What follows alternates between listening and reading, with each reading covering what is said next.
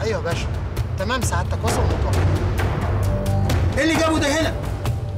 الإخبارية ديت عن وصول أبو هيبة للمطار.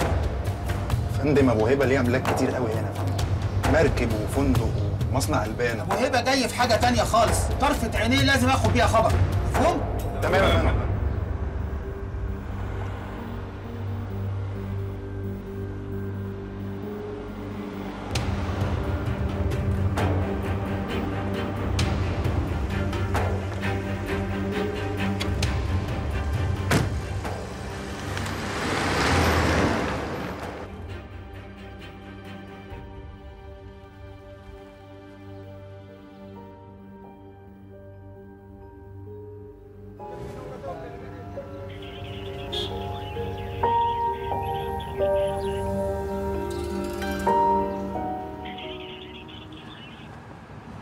أسوان دي ما كانش حد يقدر يشت فيها من زحمة الأجانب.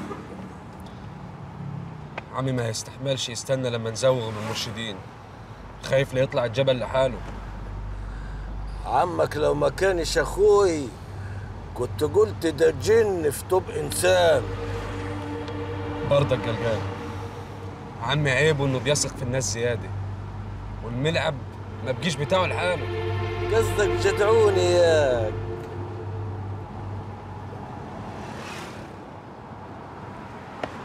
اقفل الجزاز.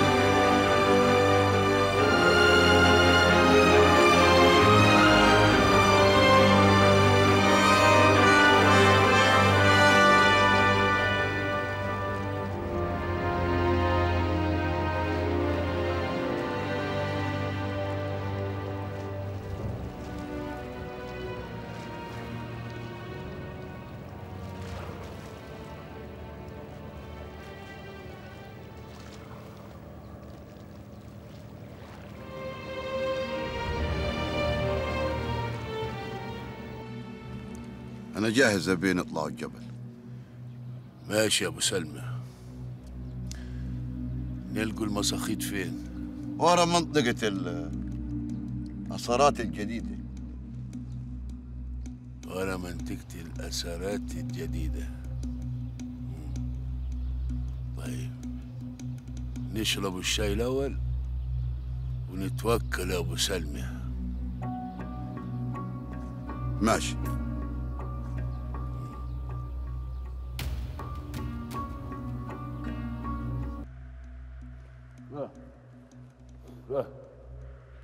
لو مداري شيء في نفسك يا ابو سلمى قوله.